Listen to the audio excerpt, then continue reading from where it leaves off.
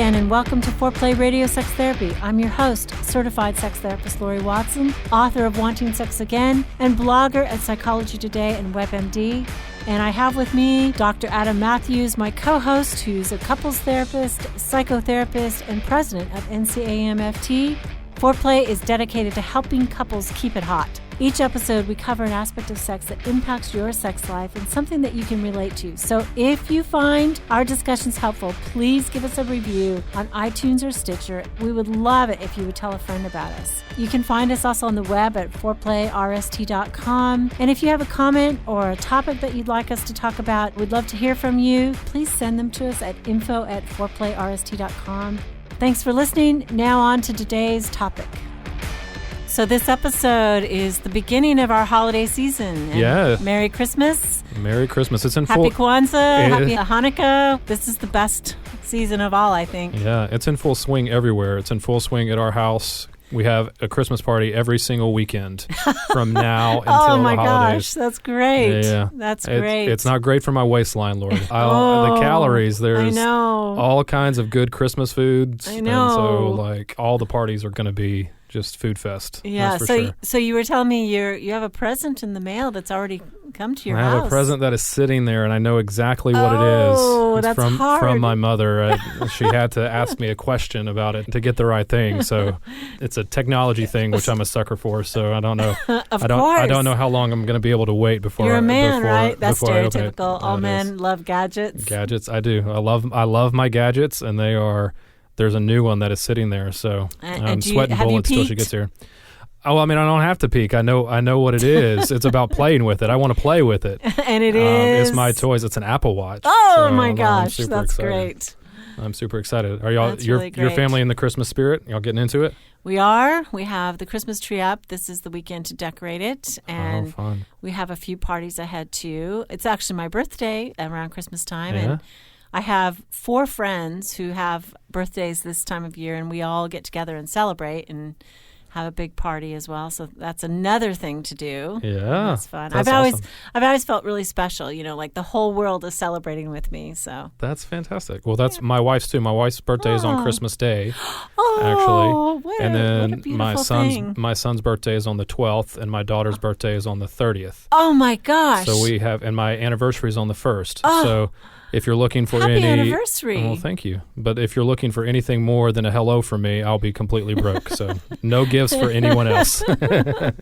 Oh, that's great. So we thought too this episode we would talk about the gift of family, which is really attachment. Yeah. And I definitely work from attachment theory, which is a scientifically researched theory, and we wanted to explain it to people. And then eventually, maybe next episode, we're going to talk about it.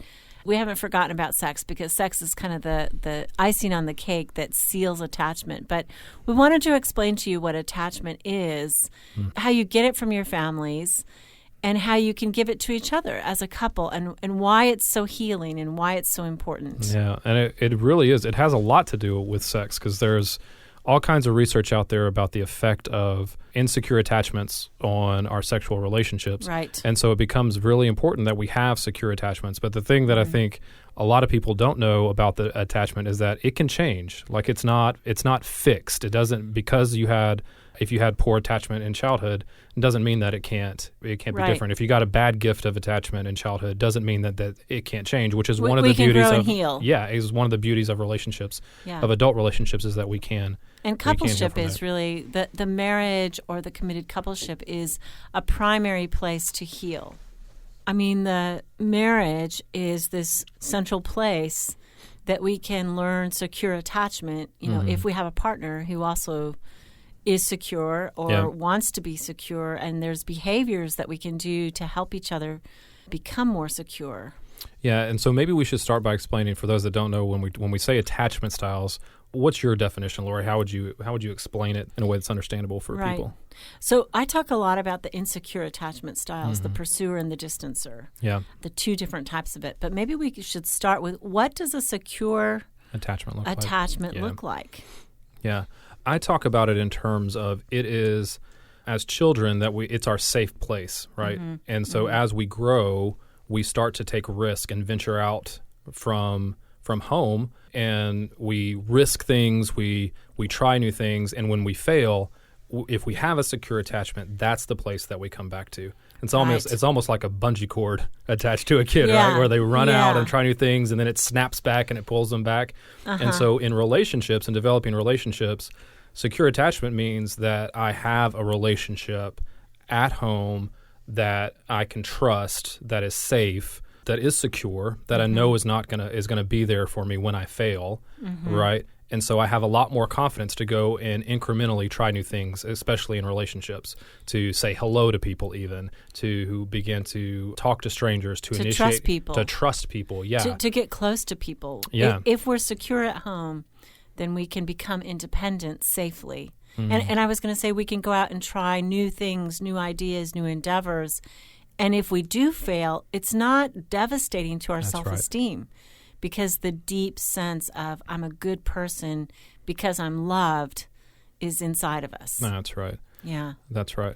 And that speaks to so many levels. And I think people underestimate it, right? If they didn't have a secure attachment when they're young, they don't understand the effects that has on their current adult relationships. And the effects are just numerous, right? They're enormous. Yeah. In terms of our ability to succeed professionally, or in our work endeavors, as well as to succeed in our relationships and our marriages, and with our children, with our own children. Yeah, because we pass that on, right?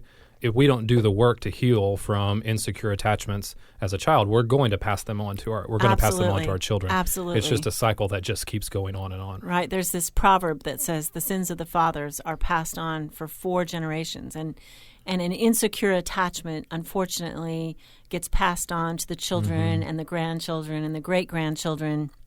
But the cool thing about it is if one generation takes a stand, the proverb also says that for 1,000 generations forward, there's a new way. It's like if you will change in your couple, as a couple, if you will change in your relationship, you will basically bless 1,000 generations forward in your family line with the ability to deeply connect, to feel self-confident and secure in their work. I mean, this is an amazing, work that we can do in one generation with our partner. Yeah, and what you're talking about is a legacy, right? It's something that carries on and that affects not just you, but affects generations. And I think that's a beautiful thing, because I think sometimes we think, well, why should I do the work to kind of address these attachment issues? Why should I do that?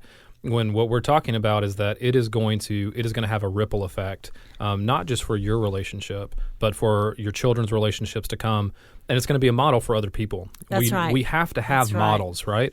And if we don't have a secure attachment modeled for us, then it's going to be difficult for us to break that. And I know that when we talk about secure attachments, a lot of people don't have those just for issues that are way out of their control and out of their parents' control. When you talk about loss or just a lot of different reasons why parents weren't around and weren't able to offer those secure attachments. Exactly. And so you can have those with other people, right? Exactly. If there's another attachment, another adult in your life, ideally you have it with your parents, but if there's another adult that you had a secure attachment with that was a safe place, that was around consistently. Right. Often like a grandparent. Sometimes grandparents are stand-ins for the parents who, are more messed up. They say one good grandmother is worth 7 years of therapy. Oh, yeah.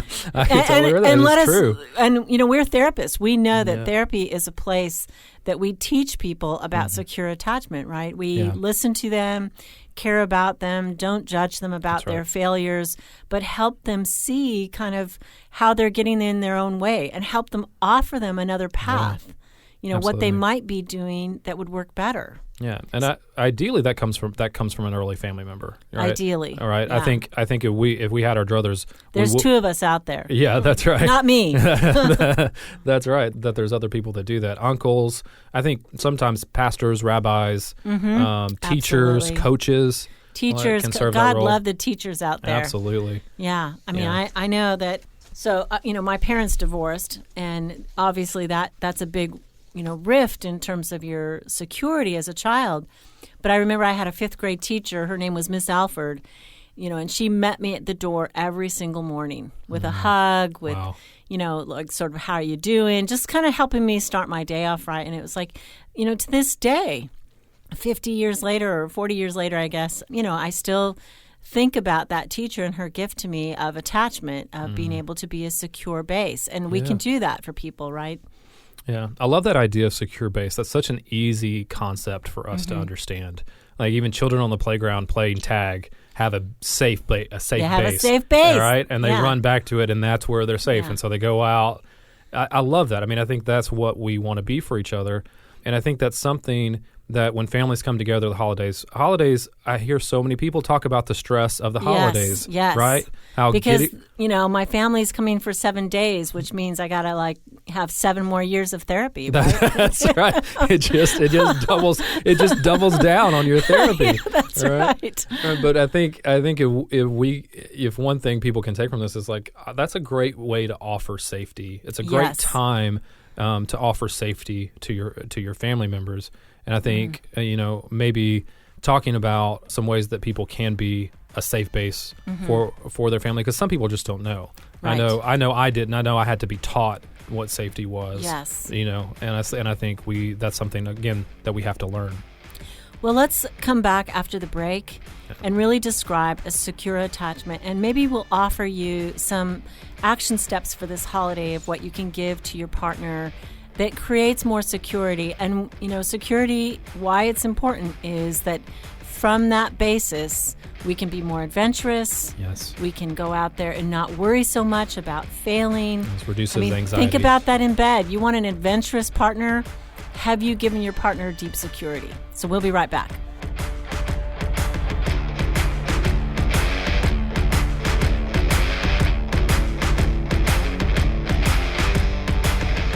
Wanting Sex Again: How to Rediscover Desire and Heal a Sexless Marriage by certified sex therapist Laurie Watson.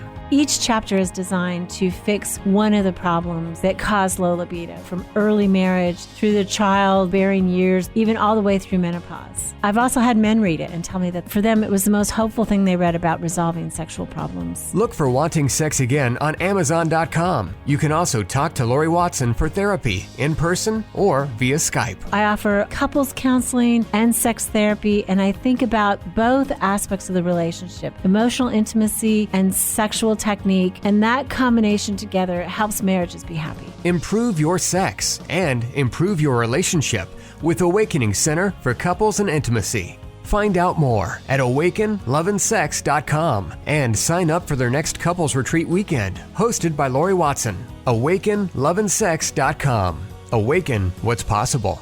It is one of my great joys in life to be able to really help individuals and couples find strength in their relationships and really find hope again. Licensed marriage and family therapist Dr. Adam Mathews from Mathews Counseling. I work with a wide variety of issues, including depression and anxiety, marital issues, issues with adolescence. I believe that therapy should be designed around you, that it should be personalized to who you are and to your unique situation. Therapy is available in office, online, and by phone. I want therapy to be comfortable for everyone. At our office, you'll find that we sit around a fireplace in deep, comfortable chairs, look at the problem differently, and offer practical solutions for you to take home and utilize outside of the therapy room. Schedule today and rediscover hope. You can find me on the web at mathewscounseling.net, Mathews with 1 T. You can contact us through email or phone and find a lot of resources on our website, mathewscounseling.net.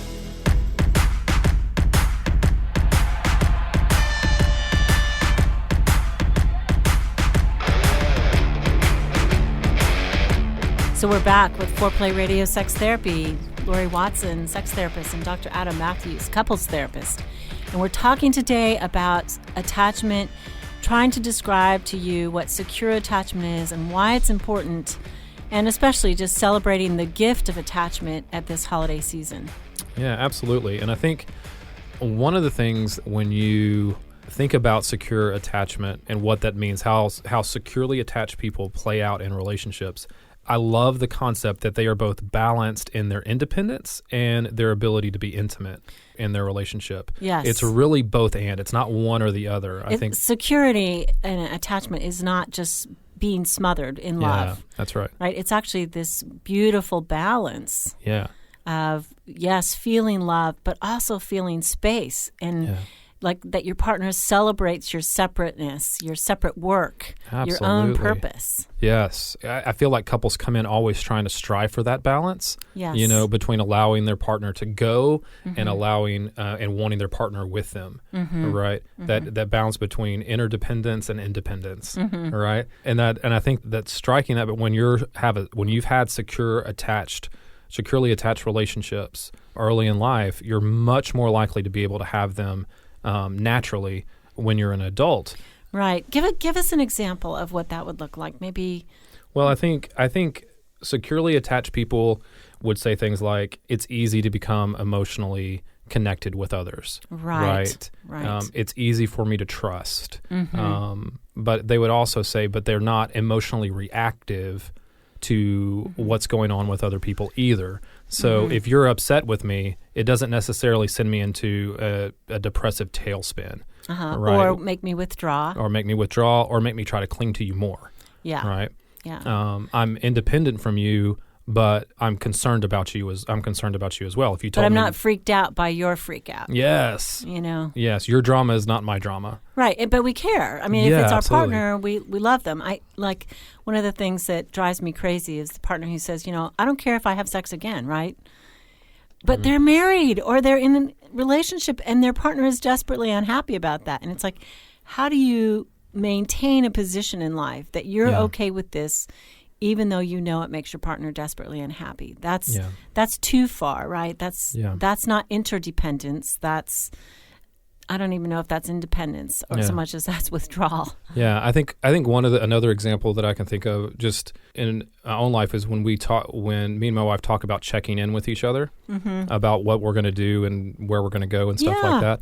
We talk about it in terms. Some people look at it and goes, well, you need permission from your wife to go do something. I say, I absolutely do not need permission from my wife to go do something, but I care enough about her to let her know that this is what is happening. Yes, I love that. And I think to me that's one of the areas that we try to practice that is just saying, go, do, be you, right? Know that I'm here, but we care enough about each other to say, hey, I'm about to go, do this thing. Any issues for you? Anything that's or I'm conflicting what's with? going on with you? Yeah, is it conflicting with something you want to do? Yeah, absolutely. Right. And I think so. To me, that's a way that it comes out in relationship. Right. It's a way to stay connected. I have a patient who is not securely attached, did not come from that in his childhood, and refuses to tell his wife when he'll be home for dinner.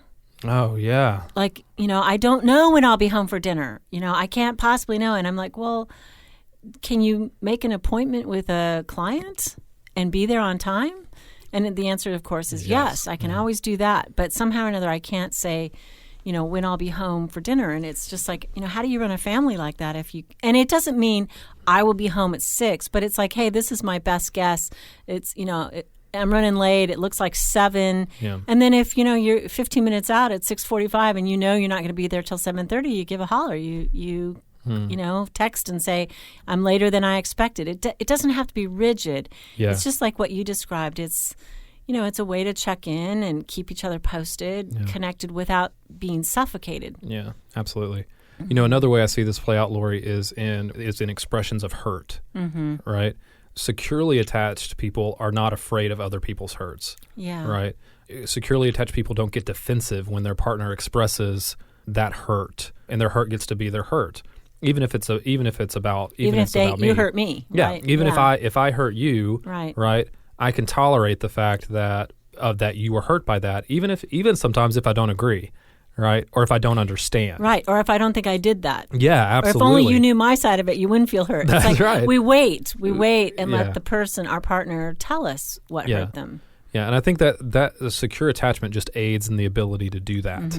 We don't have to defend. We don't have to exert control or power over the other person. We get to be equal in a relationship, 100, and if your hurt is your hurt, my hurt is my hurt, and we work together to figure out how to make that better. Yeah, I also think that in secure attachment, we've said this before, but when your partner makes a bid for your attention, says, hey, let me show you what I got the kids for Christmas. you put the paper down or the computer down and say, oh, let's go look. I'd love to see what you got the kids for Christmas. Or maybe your partner says, hey, what do you want for Christmas? And you don't just go, whatever. You think about it and you respond in kind, right, in terms of participating in the conversation in the interest of the moment. Laurie, I'm so bad at that. Christmas presents. My wife was telling me, trying to talk to me about what Christmas True presents. Confessions at Christmas by Adam Mathews. Goodness! Talking about what I wanted, what I thought would be good Christmas presents for the girls. I think I failed in that bid. My goodness, yeah. As long as you show important. interest, it doesn't. Yeah. It doesn't. You don't have to have answers, right? You have to be tuned into the conversation. Yeah. Well, and she and bless her, because she's so secure. Like she had such good secure attachments. So she more so than me. So one of the things she said to me was, "You're not interested in this at all, are you?" And I was going to say no. and she was okay with that. I mean, I think that's like she really modeled for me some secure attachment there, because she was just like, it didn't affect her and it didn't blow up into some huge thing. Right. That I failed at that. And I think, one of the things at the holidays that marks a securely attached family is celebration. Oh, yeah. Like they take time out to be together, to offer each other gifts, to spend time together and meals together. And it's a joyful coming together. And I think that, for many people, that's one of their happiest childhood memories, is when everybody was happy. The relatives came over and it was good. I mean, that's kind of a marker in terms of, does your family take the time out to celebrate and set aside holiday time or birthday time or something that really marks them as special. What you're talking about, family. What you're talking about to me is tradition. Like that's one of the reasons Christmas is so valuable for so many people, is because there's traditions that create safety and create routine and create at least, even as an adult, at least once a year, I get to go back to this safe place that is so familiar, that is so comfortable, where I can completely be myself. Eat the same food. Yes, don't try to change up my Christmas food. I don't want any of your fancy chutneys or spreads, or I don't want anything flambéed, nothing fancy. Just give me the classics. Yeah, I mean, we want it. That's the reason that's such a draw to us. I think so too. Absolutely. You're speaking my language, and I compare that to the families, the insecure attachment, right? Maybe the alcoholic mom who doesn't put together a meal and doesn't gather the family and isn't capable, or the father who, maybe the divorced father who doesn't even call the kids on Christmas, forgets to send the birthday gifts, forgets to mark their children as special, and the children are just left bereft, right? I mean, or the family where Uncle Sam is drunk and mom and dad have a big fight, and I mean, it doesn't even have to be drastic. You can't to trust create anything. Insecure attachment, right? You can't trust in an insecure attachment. Yeah, and I think we should say too, like we're not promoting any specific traditions any specific way of doing the holiday season, but that when you have something that is very safe and reliable and routine, it's a great way to start to create We're talking about emotional connection and practical ways to enforce that. So, Laurie, when you think about that there's going to be hundreds of people venturing to some places that are probably not safe for them, insecure, and they're going with their partner, what do you think are some things that partners can do for each other to help create that secure attachment and promote secure attachment while they're there with their families over the holidays? So my favorite suggestion is tell your family that you need a shopping day and go off with your partner alone. Yes, Maybe leave the children with the grandparents if you trust that. And go off and just spend time together, debrief the family chaos. Maybe rent a hotel room seriously and have sex, because for many people it's hard to be sexual in their parents' home or in their in-laws' home. And so, here's this rest, this joyful time. A lot of us, take time off work and we're thinking vacation time, and vacation time means sex time. And then there's no sex. That's right. So I mean, definitely take one day or a half day apart to be together. Well, and talking about sex is a great way to remind each other that you're securely attached. Yes. Right? That you're together in that you have a secure attachment. It's a great, I mean, it's the most profound, I think, physical expression. But I would also say, take a lot of time to be affectionate with your partner. I mean, Yeah. it can be stressful at the holidays, so mini back rubs and, hair ruffling and hugs and looking at each other in the eyes and saying, I love you, especially if they're going home and their parents are not so great to them or their siblings tease them. Oh, that. Take time to affirm your partner. And I would say, too, take that goes along with that is to listen to the ways their family is hurting them during that time or not safe, but don't try to solve the problem,